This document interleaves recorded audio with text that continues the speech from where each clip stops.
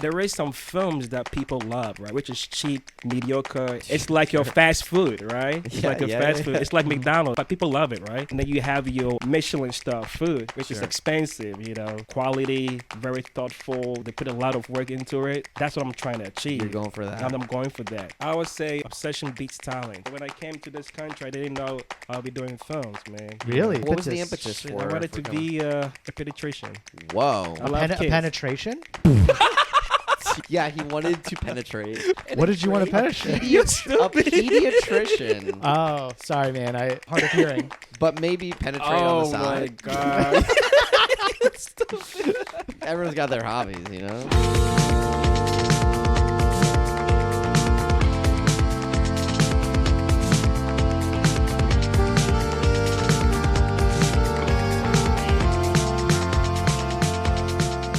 Welcome to Bayways. We're spotlighting local performers and artists making waves across the San Francisco Bay Area. I'm your co-host, Johnny T. This is Bonzo. Bonzo is a cat and cannot speak. Bonzo, speak. Dude, he hates me right now. Does he know any tricks? Backflip. Backflip. All right, well, that was a exercise that we will not do again. Sorry, Bonzo. 5 minutes of fame. He's I feel like he's a pretty attractive little cat. Are you hitting on the cat right now? I mean, like, Oh, is that why you moved in with your girlfriend? So you could be closer to the cat? I just feel like the cat. Have you noticed like the way he's been looking at me lately? I have not. Pay attention, dude. He's throwing me signals. Yeah? He's giving you a little eye? A little, like... We've been getting more cuddly. Like, those fuck me eyes? We're getting more cuddly lately. I hate this. I don't like talking about cats in a romantic way. All I right, like dude. it. You're just lost. addicted to pussy. Dylan, we got a really fun guest today. Yes. We got Derrick Peprah. He is a filmmaker. He runs a studio called Pep Film Studios, where they produce short films. He is an actor. He is a model. He's dabbling in comedy. He's doing all sorts of stuff. So many things, just Yeah. really flexing those creative muscles. Mm-hmm. He's a great hang. He also told me he recently bought a puppet because of my puppet show. Yeah. He was inspired. It's a crazy story that he came to your puppet show, loved it, Bought his own puppet. bought his own puppet. Have you ever inspired anybody in your life? No, never to that I do all the degree. time. Yeah, and he Yeah. brought a first date to your puppet show, which is so bold. And they both had a good time. They both had a good time. I don't think are dating anymore. But Say your but they name. had Say a your good name. time. He But was that's so- pretty cool. Yeah, That's pretty yeah, cool. yeah. I mean, you don't make a whole lot of like organic connections like that. Yeah, And all of a sudden we're like, whoa, you do really cool things in the Bay. Making short films is fucking hard. Yeah. And it was really fun to talk to him about his whole process and his inspirations and his Yeah, the story. stuff he's inspired by is wild. It's kind of cool, though. I like that how he talked about foundations for films being around something in particular. And for him, it happens to be these disasters. What's the opposite of a natural disaster? Like a good outcome? I don't know. No. I guess what's the opposite of natural? Like human-caused disaster? Human-caused disaster. Like yeah, climate change. Yeah, you know? yeah. His stuff is like he likes human disasters. Well, he is what doesn't I'm like noticing. human disasters, but he finds that stories that include human disasters can be very compelling. That's true. It is. But I don't think he's like cheering on We like, don't know. natural disasters. He didn't tell us what side he was on. He just told us what the story is. He didn't say, hey, it's through the true. lens of, he's like, I love big government. I love when they drop bombs on things. No. I did love not say any He of didn't. these He didn't say he things. dislikes stampedes. Okay. Well, if you're a little confused, audience, about what we're talking about, just listen to the episode and we'll fill you in. But it's super fun. Have you, liking natural disasters is such a weird thing. Have you heard of those people that are rooting for climate disasters as a way to accelerate the shift away from fossil fuels? They're called accelerationists, I think, but they're essentially rooting for societal destruction because they think that is the only way that people will wake up and decide to change their life, and society and governments will have to change so dramatically in a small amount of time and make a lot of sacrifices in order to fight climate change. And they think like, okay, electing like Republicans and people who don't believe in climate change is a way to accelerate the best possible outcome, but it's going to come with a lot of perhaps disaster, and sacrifices have to be made. It's a really interesting philosophy. I'm one of those people. Really? No, but I know I've definitely heard of that, and I can empathize a little bit with those that are like. I think also I lean a little bit towards chaos. So I kind of like when things are chaotic, like when some fucking big ass thing is happening on the news or something. I'm like, ooh, this is kind of juicy. I needed some drama in my day. That's weird. You're just like addicted to drama. You're addicted to storytelling, kind of like our guest. Wow, Derrick. You're like the master of segue. I and love the master a good of segue. Too. I just the master of Bastion. You're the master of Bastion for sure. Is Bastion a verb? And if not, why not? Why not? Why not? Find out now on this podcast. Yeah. We actually talk about it a lot. No, we won't do that to our guest. He's so sweet. Yeah. He's like such a sweet guy. We'll never He be came as from nice as Ghana him. with some big dreams, and those dreams shifted a little, but they're still big. Mm-hmm. And he was lovely to have around. Find out why he hates children right here. Right here. All right, let's get to our guest, Derrick Peprah. Do you mostly lean into comedy stuff, or do you prefer more drama? What are you into? For comedy, I just all genre. So it was funny because I was watching Katt Williams on Netflix, and it was funny, man. It was really funny. Yeah. And I feel like the more I watch him, I was like, man, I could do this. Watch right? who? Katt Williams. Oh yeah. He's a comedian. He's He's a legend. Yeah. But then I was like analyzing everything that he was doing. Yeah.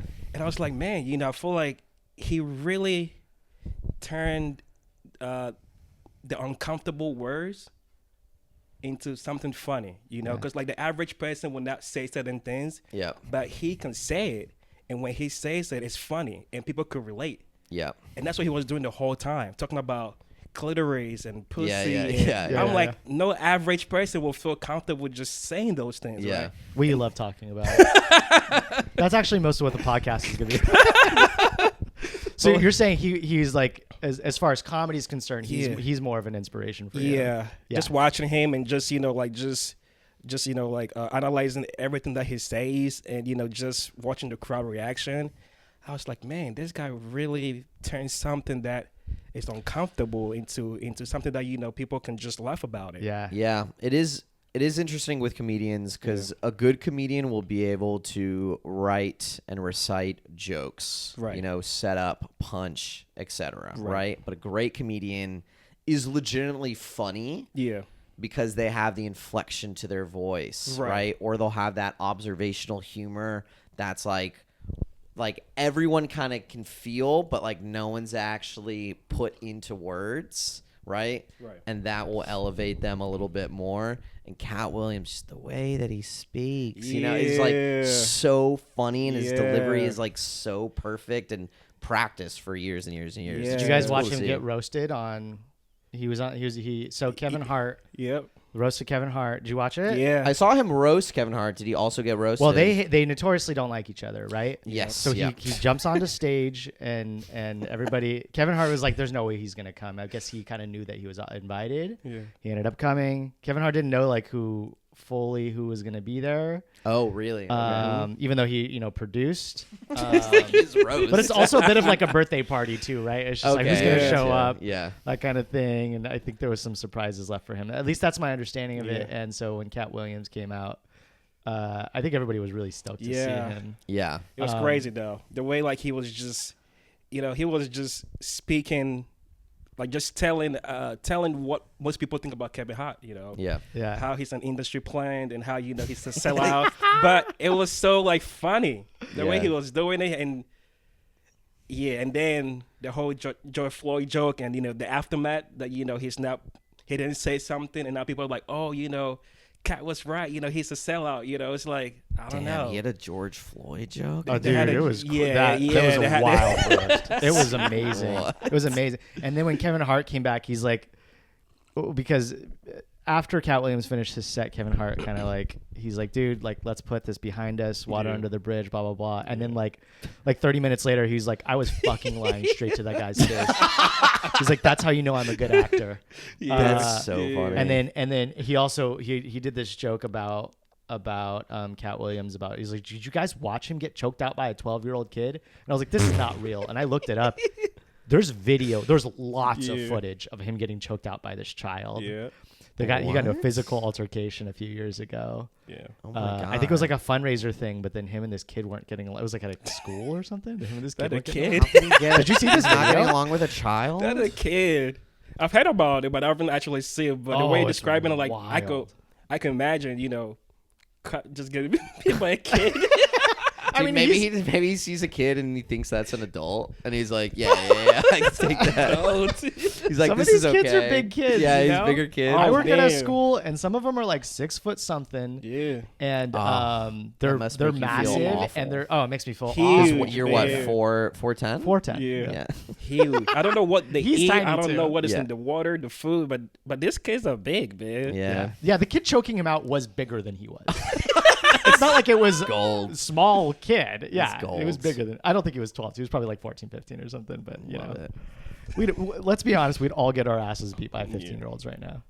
No, not you? Yes. No, I would. Yeah, you would. I would. Yeah. I was thinking, well, I did take like 2 boxing classes. Like maybe I could like put them up. No, they have like man. regenerative cells, dude. These kids bounce off the ground. And they have like a risk tolerance that's way higher than us. Yeah. You're like, I gotta go to work tomorrow. I can't show up with no teeth. Oh my God. Yeah, getting injured is Yeah. a fear of mine. I was like, I'm not going to be bedridden for any reason. Any injuries Yeah. a fear. Any injury, really. Sometimes I'll like feel like I have some food stuck in my throat. Like, oh, this is it. You know? You And live it's like alone. a You biggest, live yeah. alone. Do you guys fight though? Do you guys fight? Are you good in fighting? Yeah. Am I gonna fight? Probably not. Not a child for sure. Yeah. I think I have more of the flight response when it comes to fight or I thought you were flight. more of a fawn. You look like a fawn. A fawn, to me. Yeah, just yeah. to take it, like Yeah. not do anything, but just like take the fucking hits. Yeah, exactly. You're just like me, bro. I'm gonna just walk away. You walking away? Yeah, because I feel like I have too much to lose, Ah. to get into a fight. Yeah. And shit, like, I gotta protect this face, man. I Yeah. You're a model. You're a model. You're an actor. This is like your prized possession. doing that. Shit, I can't wake up, with my whole teeth fucked up. And, No Yeah. way. Yeah, man. So, do you actually think about that stuff? Like, you got to protect your face. You got yeah. you do you have like a skin? Your beard is like shiny as hell. Shit. Do you got to like? No routine, bro. I just drink water. That's it. No fucking way. I You're swear to lying. God. All I do is just drink water. There's no routine. there's no actor or model without a skin routine. Are you kidding me? No, see, you know what's so funny though? People ask me that every day, right? Really? All I do is just drink water. So I have this big gallon of water that I drink every day. Wait, are you one of those guys who like brings around a milk carton, like a gallon milk carton? That's and me in puts the it up? office. Yeah. Really? Yeah, Dang. I drink a lot of water, and I just use water to just wash my face. Like no routine, man. I just wake up, You're not even soaping that thing. man. Wow. Yeah. Wow. So you're like Good for you're you. very pro water. Yeah, I love water, man. I can drink water all day, and I barely even eat a lot too. I just like I will. So I wake up in the morning, have my coffee, but then after that, I would just drink water from 9 a.m. all the way to like 3 p.m. and just have lunch. Okay. And then after lunch, just drink water, and then around 7, eat something light, and just do some writing, and that's it. That's your Dang. day. That's your That's my routine. day, You yeah. say do some writing? Yeah. What are you writing?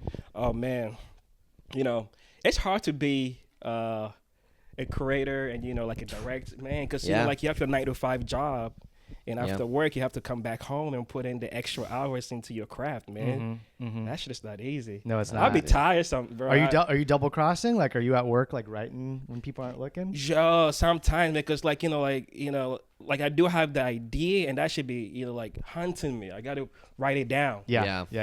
So even at work sometimes like just a free second, I'm like, what? Let me just put this idea down because I don't want to forget about it. Are you thinking in script? Is that what your ideas are, or more like what's going on when you're writing? So when I write, right, I just visualize the movie being on paper. Okay. So everything that I want to see on the screen has to be on paper, and that is one thing that I feel like those good scripts have. It's like you can just read it. It's like you're reading a movie and you just visualizing everything. Yeah, exactly how it's gonna look, like what frame, like what you want to like enunciate within the script and stuff. Are you writing those kinds of things, like, and then the camera pans left, it zooms in, it zooms out? So I don't. So like I don't write more about the camera directions. Okay. But just what I want each scene to look like from start to finish. So it's like a book, It's like you have chapter 1, chapter 2, chapter 3. So what do you want to see in each in each chapter, and it has to make sense. So it has to flow. Right? Yeah. That makes sense. And but you're thinking of them as short film stuff? Feature films. Feature film stuff. Yeah. Like 90 minutes you're writing. Yeah, 90 plus minutes. Whoa. Yeah. I feel like I stopped doing short films because I feel like the idea is too big that right now. So I did a short film, but I feel like right now I just want to write more. Because production is expensive, man. Like all those independent films that people do, that shit expensive. Mm-hmm. Yeah, and your quality is quite good. Like when we were watching your YouTube videos, I was like, damn, he's got the lighting, he's got like good cameras. He's like clearly found a space where he can film. Yeah, and I'm like, that shit adds up. I know it does. Yeah, it does, man. Because once again, I have a 9 to 5, and after I have to prepare for everything, and the funds, and I use my own money too. I got to pay everybody. So, it's expensive. So this year, I'm just taking a break from actually like creating and actual writing, because one good script can change your life. Yeah. So that's what I'm, like very into now, and just writing and just, doing a lot of revisions. And so you're working on one project, like one script, or do you kind of have your hands in multiple right now? Multiple. So right now, I just finished a screenplay. Cool. That it's called May 9th. Okay. It's a very powerful story. Very, very powerful. So after I finished writing, multiple revisions, right?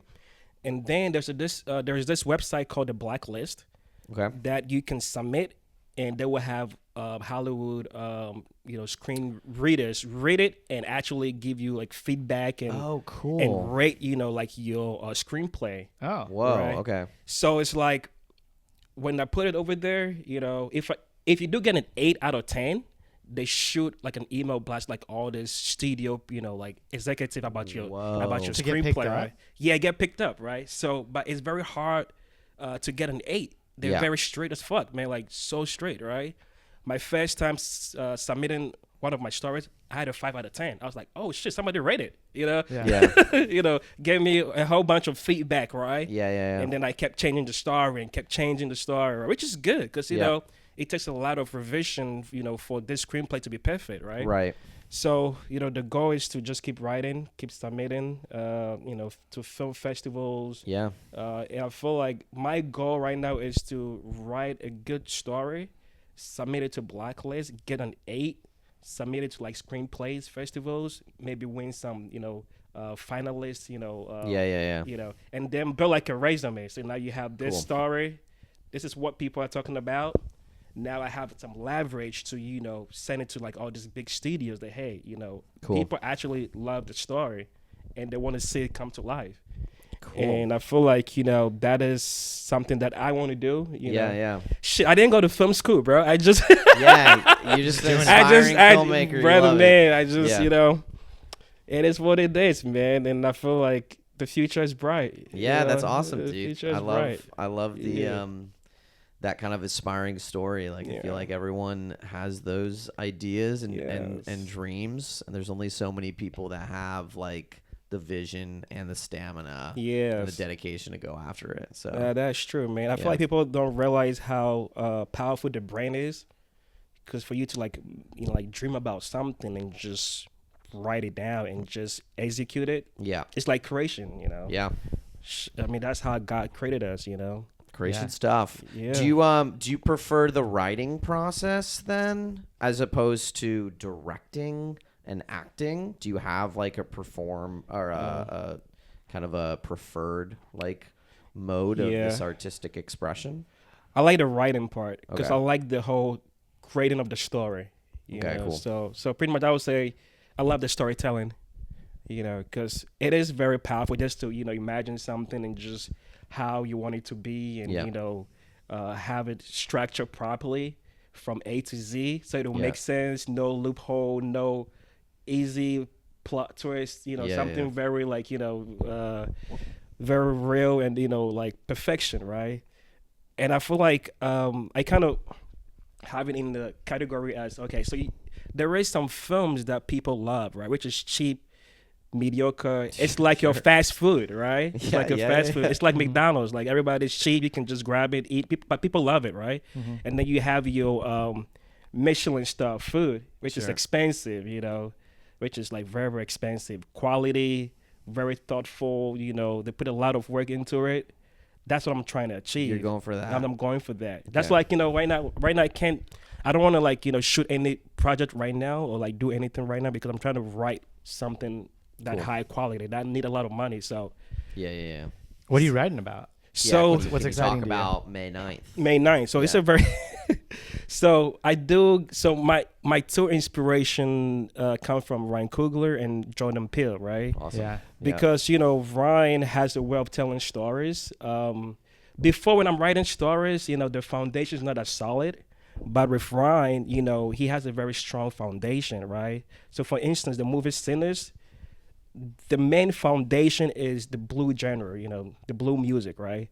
But he was able to, create a lot of elements around it to tell the story, right? So if you strip everything, the religion, romance, the vampires, everything, the core foundation is blues, right?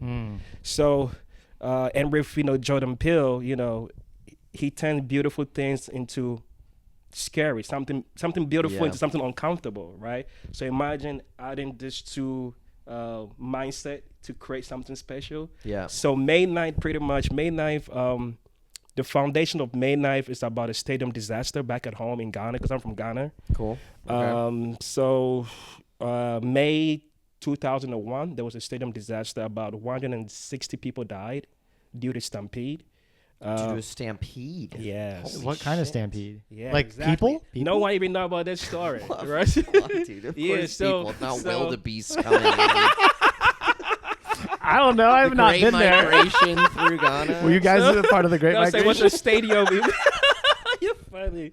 So it was a stadium event, right? So they had this soccer game, right? Football. So back home, we call it football, sure, right? Of course. So they had a soccer game between these two teams. And after the game was over, the supporters were like, creating, was very upset about the results, right? So the police, distribute canisters, tear gas. Okay. And people were trying to escape, but they did close the stadium gate, so nobody was able to exit out. Whoa. So people started running among each other, couldn't breathe, suffocated, and died, right? 160? I'm sorry? 160? How many? 160. Wow. Holy yeah. crap. But people don't know about that story. Even if I tell my Ghanaian friends, they don't really know about that. Wow. Right. So, since I've been in Ghana, moved to Ghana, to Jersey, and to Oakland, this story is about, a young, brilliant, guy from West Oakland trying to, outrun his father legacy, which is, a drug lord, right? Mm-hmm. Is this story about you? No. Okay. But Just wondering. Your dad dealing drugs? No. No, but it's just based on the locations that I've lived, I'm able to create stories around those locations. You need to write right? what you know. What you know, right? So, so pretty much, this kid's trying to outrun his dad, legacy. The mom was very strict, The mom didn't want the kid to be, involved with any drugs, right? Okay. So eventually, this guy had to, he got into Princeton, All right, and the way he got into Princeton, even the community helped this guy steady, like during the storm and whatnot, right? So eventually, he went to Princeton in Jersey. He couldn't fit in, a lot of racism, a lot of struggles, because you have this white elite, versus this kid, Sure. So he had a breakthrough to go to Ghana to do this mission work, Okay. and to find a purpose and maybe bring the power back home to Oakland. But when he got to Ghana, to do this mission work, he met a guy called Kojo, and they became good friends, right? So Kojo was helping him, to explore the country, like find his purpose, right? And through their friendship, they decided to go to this football game, in the stadium, and through the football game, shit happened. Zion ended up dying, through that disaster, but Kojo carried his legacy. So pretty much it is like a whole full cycle motion, Is this based on a true story, or It's is it inspired by true event. Okay, cool. Wow. So I took the foundation of the the stadium Yeah. and added my own spin to it. Cool. Just Yeah. like how Ryan Coogler would do something with Sinners, he took a very historic, genre blues, and in the film there's a little bit of like horror here and there, but not really horror. So a little bit of Jordan Peele. Yeah. Yeah, like tension building, like into it. suspense. Yeah. It's a good story, man. That's like awesome. I've played That's that shit in super my head exciting. like multiple times, just Really? to see how everything would look like. You have the whole I have the whole movie. feature film in my head every. That's wild. So That's you pretty cool. That's a Are good you in story. the revision state right now? Like the whole thing is written out? Surrender Dalton is written out. I've already submitted to the blacklist, and I'm waiting Okay. for feedback. Okay, cool. And see what I get, and submit it to some film festivals, and Cool. and I'm writing another one as well, which is based in Philadelphia, which is a good story too. Nice. Do you want to talk about that one as well, or is it too early? No, I can tell you a little bit about it. Yeah. It's about the foundation's about the move. So in Philadelphia, right? There was a fire disaster that killed about 60 homes, got burned in Philadelphia I believe in the 80s. Okay. The city dropped a bomb, on a house because there was this. Wait, they dropped a I can't. bomb? Is this real or not? I'm confused. Also, is your dad a drug lord or not? What's happening? What's real and what's not? They dropped a bomb. Yeah, on a so house. there was this group of people called the MOVE. It's called the Move.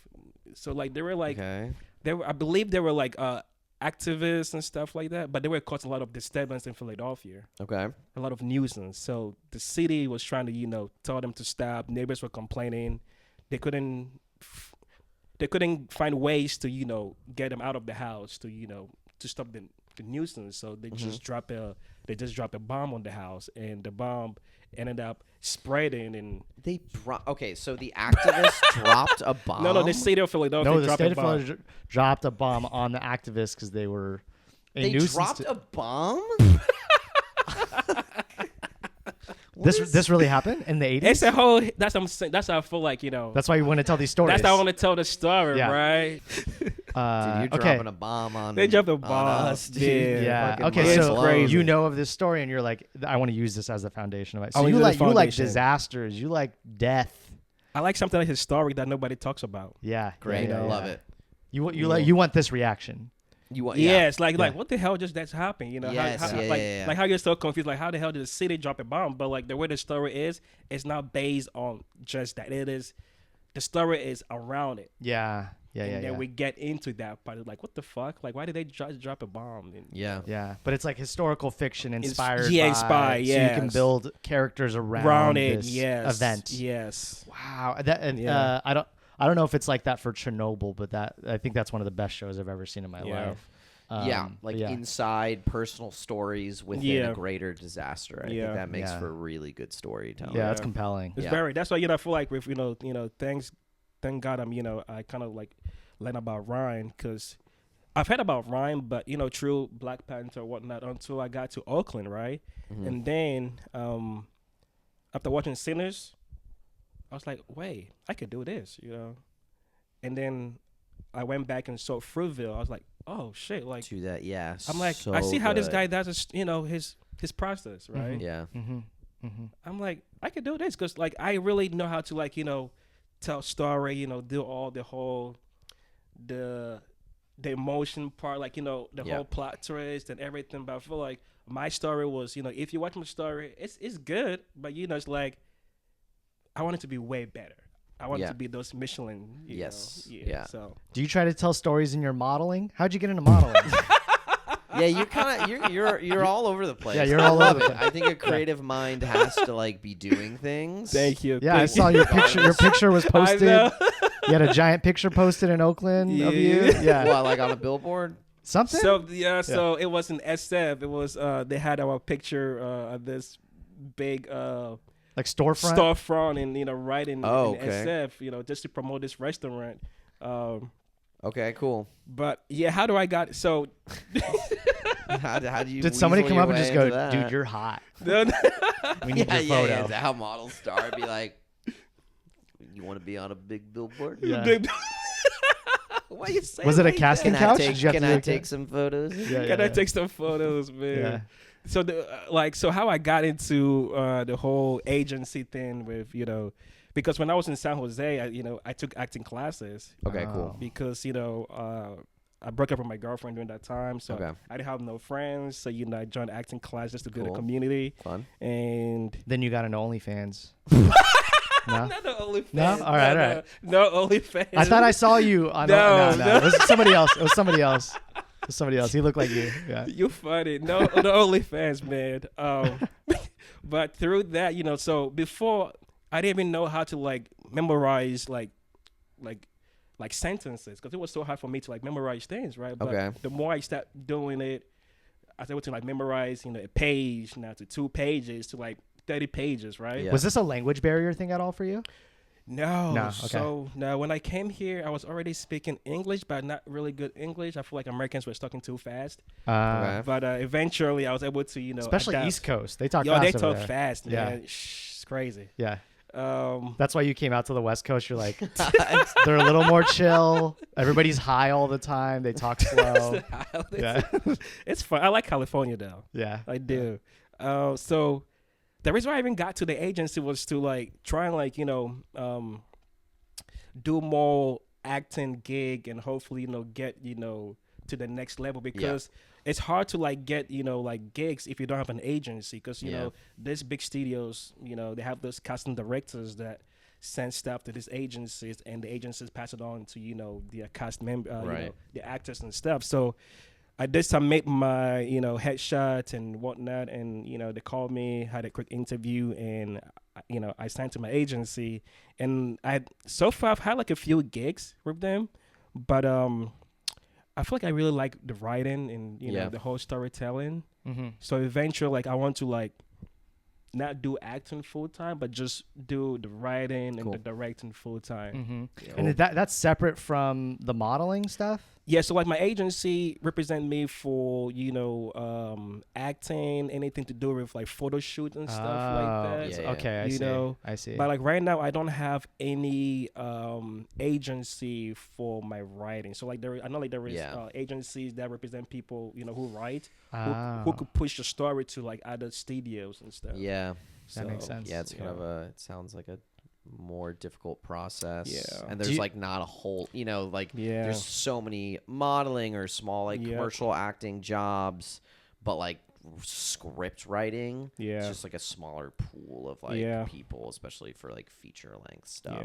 Also presumably harder, I imagine. Presumably way harder. Like just think about the amount of like for a project you need 1 screenwriter, right? But you might need 100 actors. Right? Like and even for like modeling or like that type of stuff, the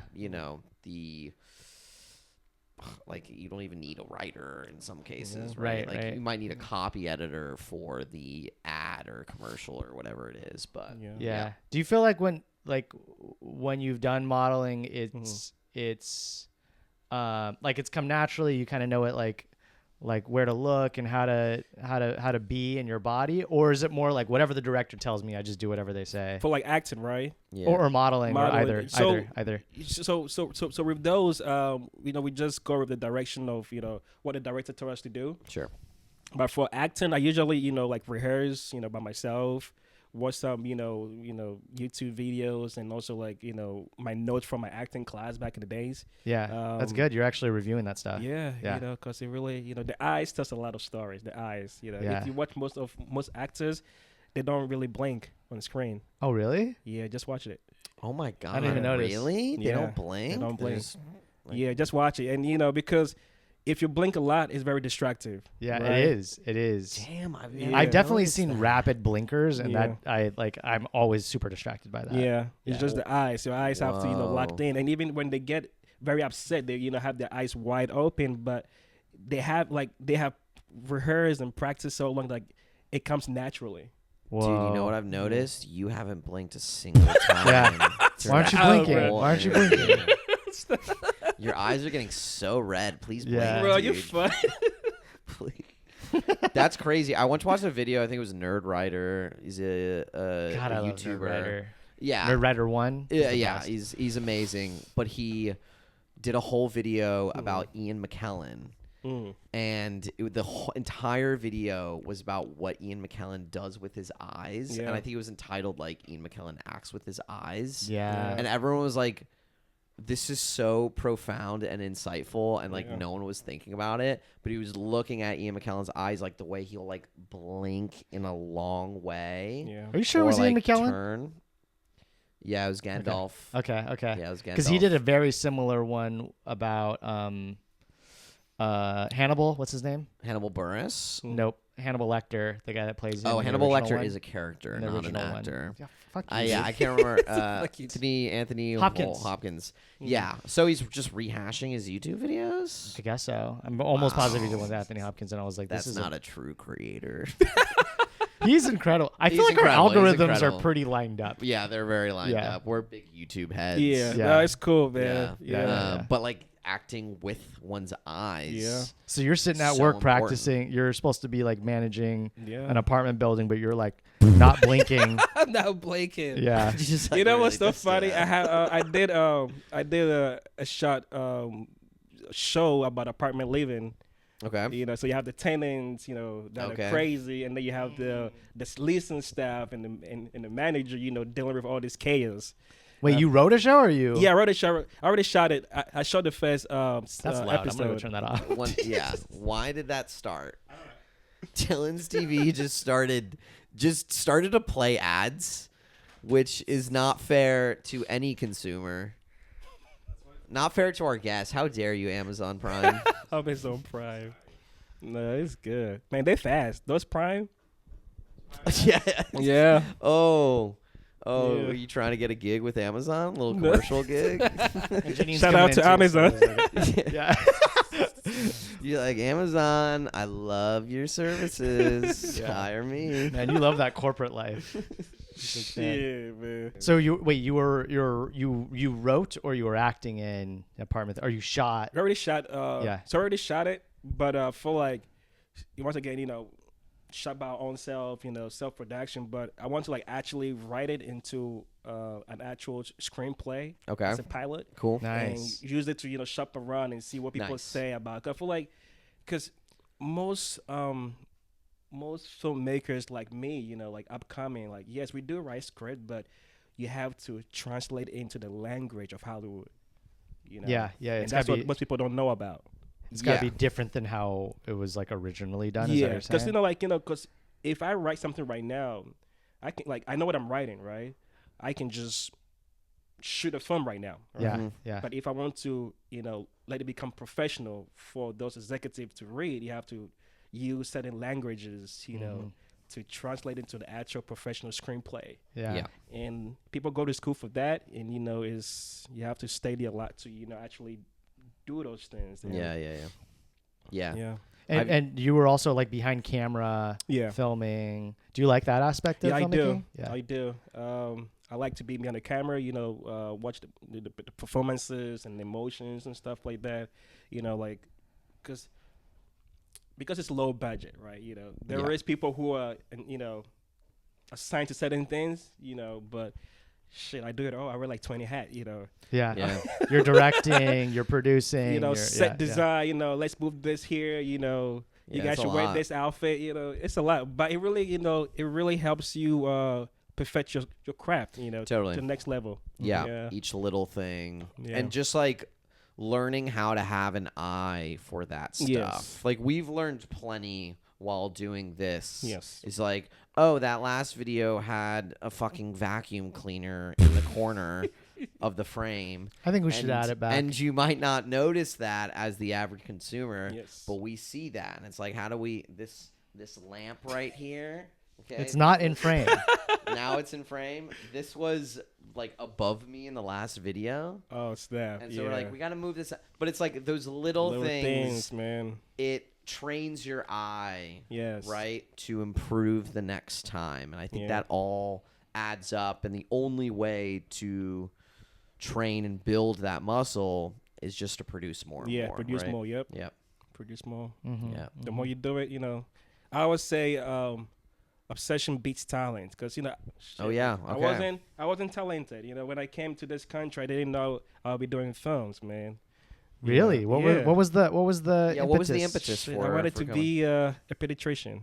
Whoa. A penetration? You fucking moron. Yeah, he wanted to penetrate. What did you want to penetrate? A pediatrician. Oh, sorry, man. I have I'm hard of hearing. But maybe penetrate on the side. Oh my god. Everyone's got their hobbies, Pediatrician. Pediatrician. Okay. Damn. You could be both. It's okay. If you want. Yeah. Okay. So were you studying physician work in Ghana? So in Ghana, I was doing biology, chemistry, okay, cool. Math, like all those, hard. And like Ghana education is very, very hard though. Because like when I first came to the States, I had to go back to high school for like 2 years to, just to get used to you guys' system. Really? Okay. Yeah. Well, but how in Ghana, old were you? I could have been in, the university. I could be in college in Ghana, but when I came back, I have to go back to high school for 2 years just to get used to, the learning system. And I was like all the algebra, like everything was so easy, like history, like everything was so easy. So I was just flying through college, like in class with like good grades and stuff. Then I went to Rutgers. Okay, cool. Then I went to those were Jersey days. Yeah, Jersey. Mm-hmm. But then I moved to California. But yeah, education is, I want to be a pediatrician. Help kids. What happened? Kids, What happened? Why do you hate kids now? I still like Oh, you still like them? Okay, yeah. But it was so hard, man. Yeah, it's tough. Yeah, it's hard, Kids suck, dude. Fuck them kids. Fuck them I love them kids, dude. Just like going to medical school, getting into medical school. Man. The system is rigged, and it's brutally difficult work. Yeah, it's hard. Like all those studying and long hours, and it's so hard. You started to really think about that job, and you're like, Yes, like I was like changing majors, Okay. back in school. Yeah. Because it was so hard. So, your dreams begin to change. Okay, maybe I could be a physician assistant. Maybe I could do, this and fuck. I just need to get a degree. Let me just get a degree and be out of this place. I heard on average, the U.S. college students changes their major 2 to 3 times. Yes. And, really? And on average, it takes 6 years to finish a bachelor's because it changes 2 to 3 times. 6 years? I could believe the that. average. Yeah, I mean, look how many times he changed. I changed a time. I know this is anecdotal too, but most people, And I think it's also partially because of how our system's set up, where you have to take prerequisites and a bunch of 101s. Yeah. And people start falling in love with other things. Yeah. Like, this is interesting. It's important that they take those prerequisites, because they might be like, I'm going to study chemical engineering. And then they realize, like, actually, I just like to read books. And I want to study literature. You never changed yours? I didn't change, but I did add. You added? Yeah. Okay. Did you have a double major then? Yeah. Nice. He's smart. No, I just decided to kill myself in college. What was it? What's your double major? So I started as a business major, and then I added history. And I was thinking about dropping business and going full history, but then I was like, almost done. No, not almost done. It was like, I don't know if I want to be like a historian, right? Like I like this stuff, but like that's not a real career that I want to pursue. So I stuck with business. And then I almost became like a Chinese major as well. But then I was like, I don't feel good about having a degree in Chinese if I'm not confident about speaking the language. Oh, it wasn't even language based. It was like... No, it was like Chinese as a major, like Chinese language. But my Chinese like wasn't great. And I was like, I can't fucking put this shit on my resume. Like I majored in Chinese. So you know Chinese? You know some Chinese? We've never spoken about this? Yeah, I studied abroad in Shanghai. I know you. I knew you studied abroad. Yeah. That's I why I forgot was about speaking that. to the little child who came in here, whose parents are like, we're putting him in a Mandarin immersion school. Right. And were you learning that or Cantonese? Mandarin. Yeah. He also knows some Ghanaian. Yeah, I know a little Ghanaian. Yeah, you need a. But we were like, oh, what if before the interview, Derek, we were like, oh, what if we learned some Ghanaian words and just do a little game or like surprise you. And then we looked it up, and there's like 10 languages in Ghana. And we're like, we don't know which one he speaks. He was like, what the hell? We're like, we'd be fucked. Yeah. No, I speak Akan. Akan. Yeah. Okay. Yeah, I speak Akan. Is that a predominant one, or is that like 5 people know it? It's just a predominant one. Okay, yeah, because gotcha. I feel like so I'm an Ashanti. So Ashanti goes back in the days. There was an Ashanti Empire.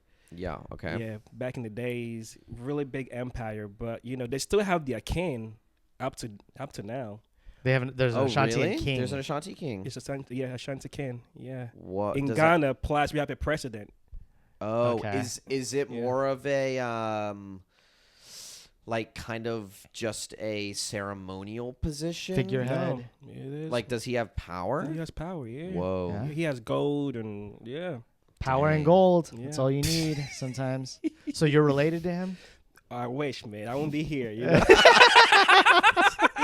Dude, Wouldn't be sitting in your fucking living room. You'd be making films in Ghana. Yeah. You saw that movie Coming to America, whatever it is? Yeah. The whole royalty? Yeah. That would be me, you know? Yeah. Dude, yeah. I'd be like wiping your feet off.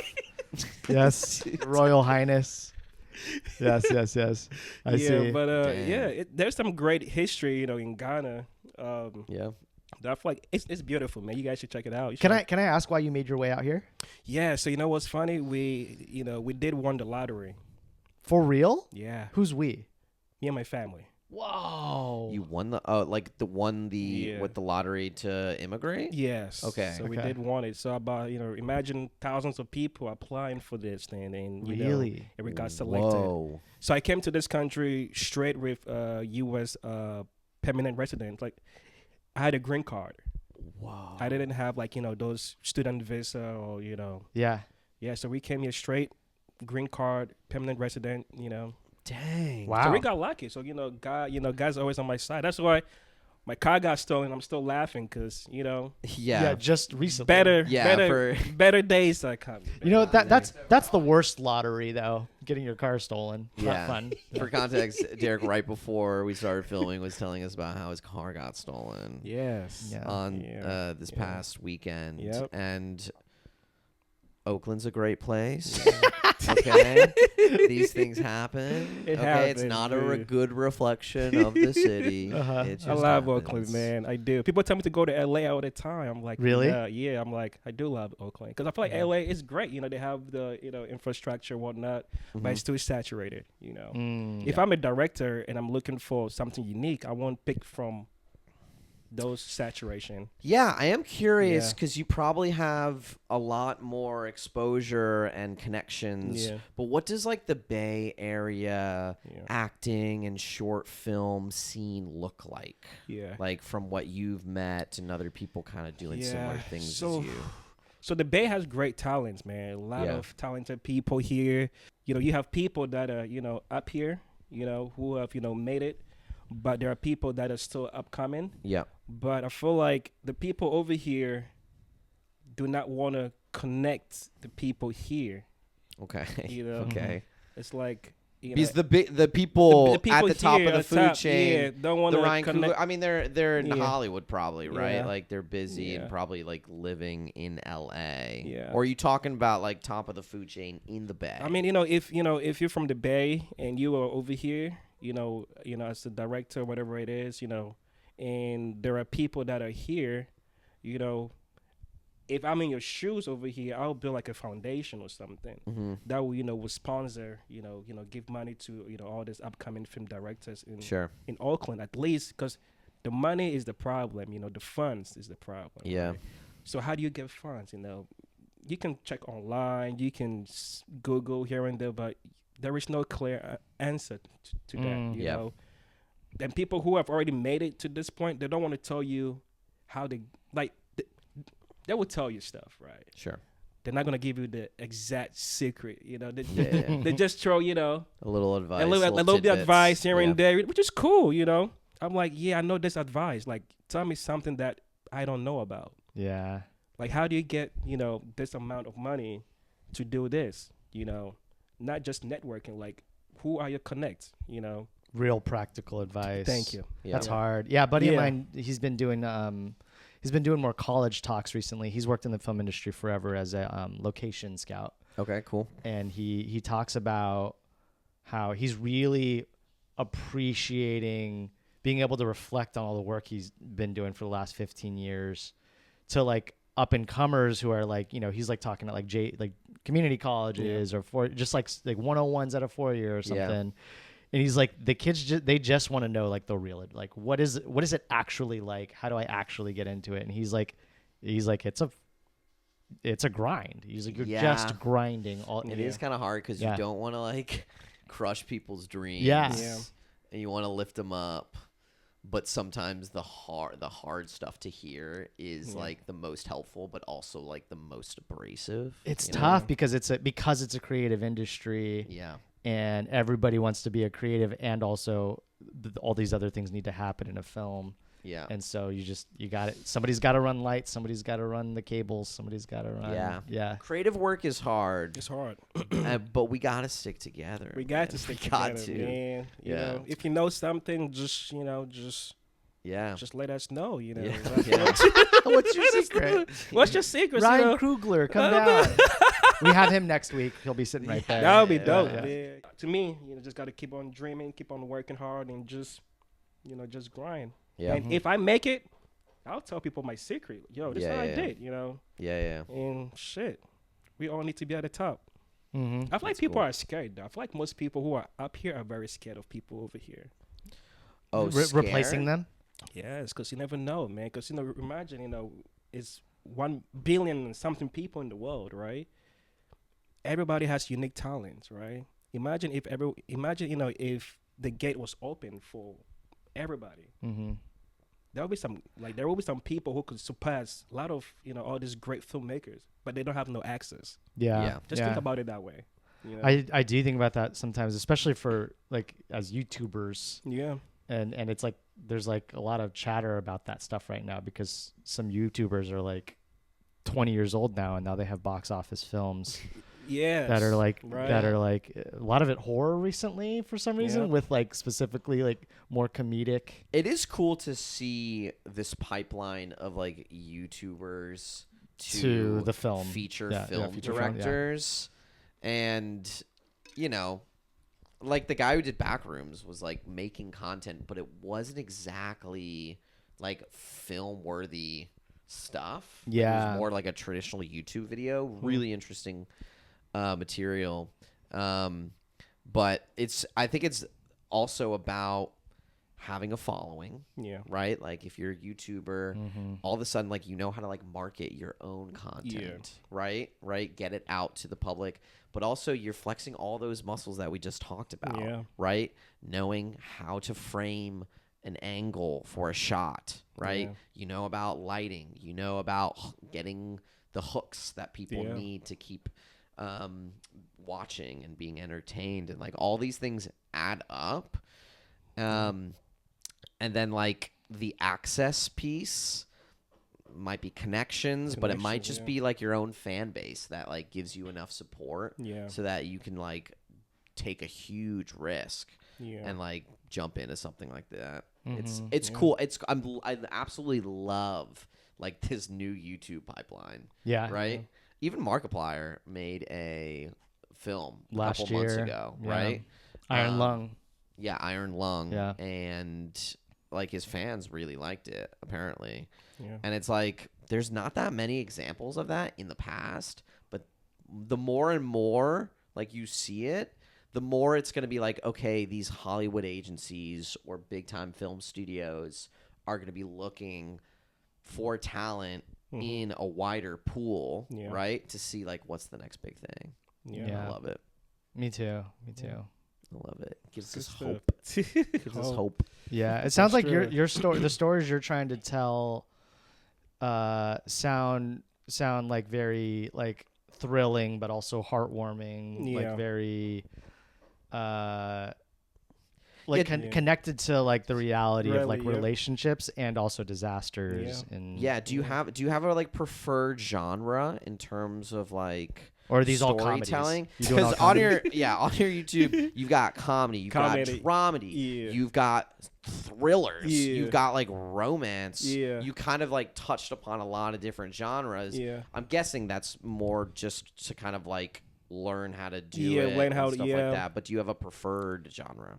So back in the days, it was more about like comedy because I feel like I want people to laugh.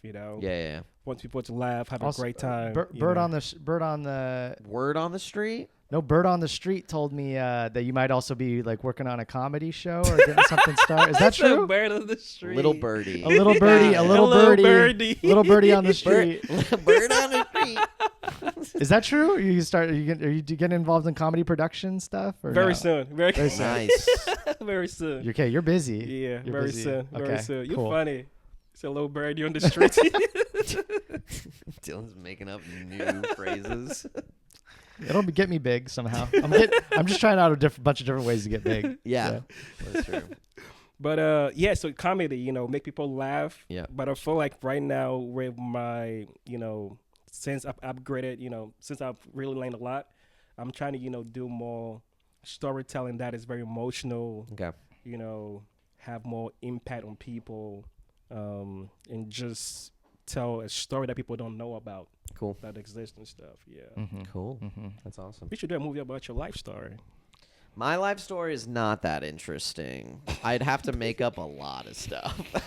Just embellish the shit out of my life. It's like those, you see like these old people from Marin and shit that have retired, nothing to do, and they're like, I should write a memoir because like my journey is so interesting. And it's like, it's really not. Like you worked at a tech company for 25 years and like you had a couple children and you lived a great life, but like it's not memoir worthy. And yours isn't. My journey is not memoir worthy yet. Not yet, Dylan. Not yet? You still need to put in a little bit. You need to make some drastic life choices. I feel like I have. I've made a few. You need to like do something illegal and get away with illegal it. and get away. I stole a candy bar once. Oh. Yeah. Oh, man, you guys funny. I do feel like yours of all of us. But yours, yeah, dude.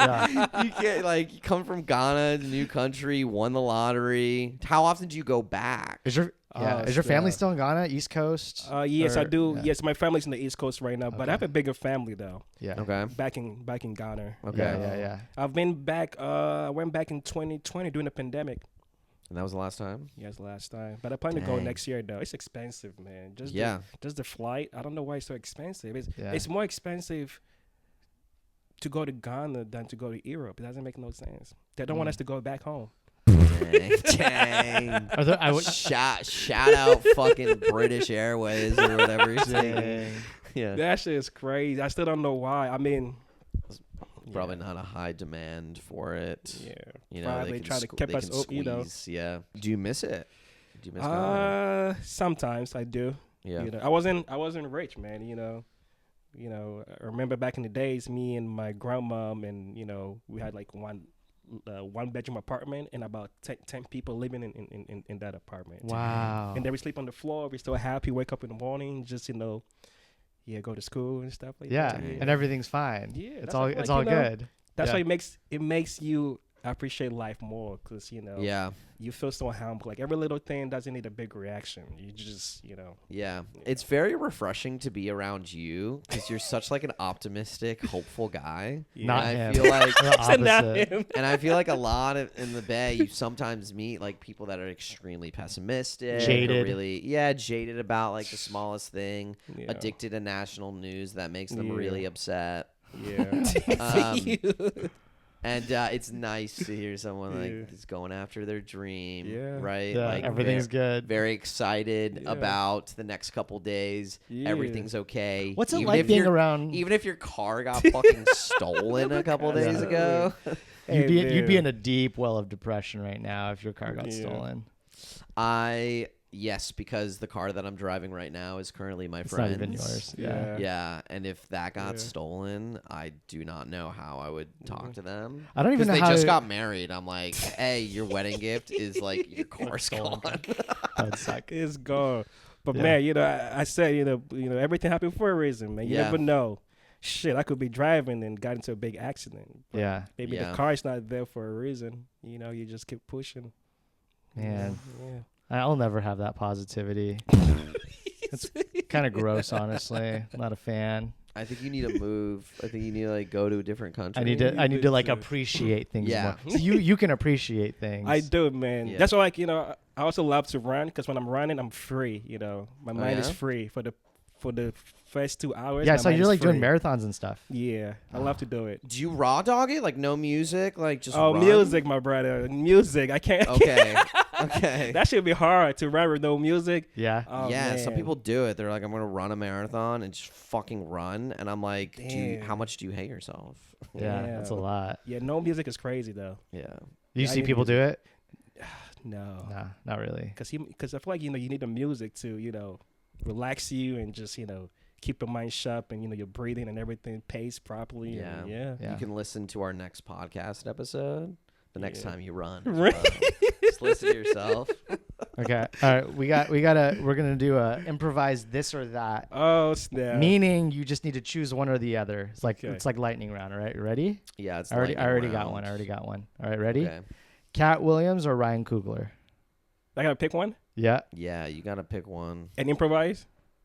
No, you just gotta pick one. You just gotta pick one. We're improvising the question. Oh, okay. We did not pre-write these. Okay. Yeah. Cool. Yeah. Ryan Coogler. Yeah. Ryan Coogler. Yeah. All right. Okay. West Coast or East Coast?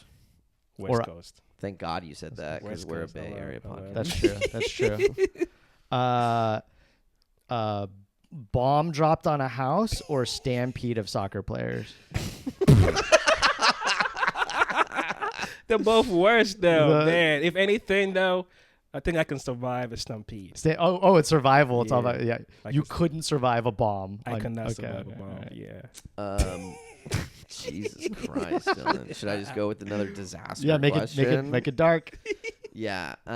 Tornado that rips up a small town, or an earthquake that rips up a large town, but you don't like that town?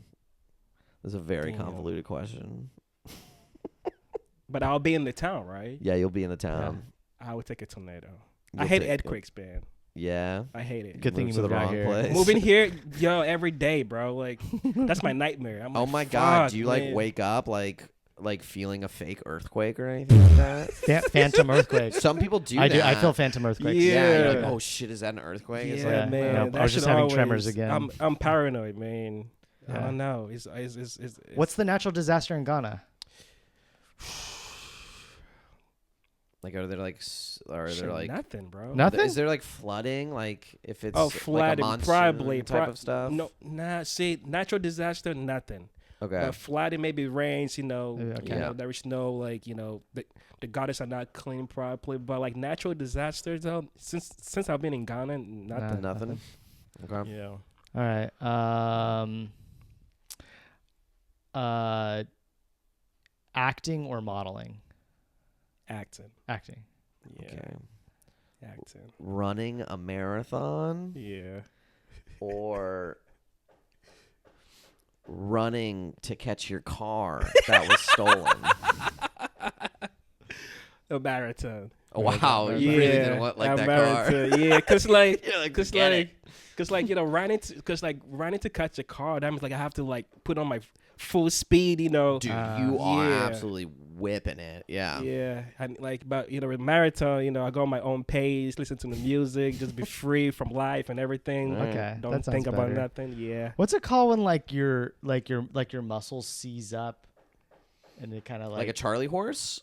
Oh, Charlie horse is hard though. Yeah. Yeah. All right. Like a cramp? Like a cramp. Yeah, like a foot cramp. Okay, I'm thinking about running. I was thinking about your marathons.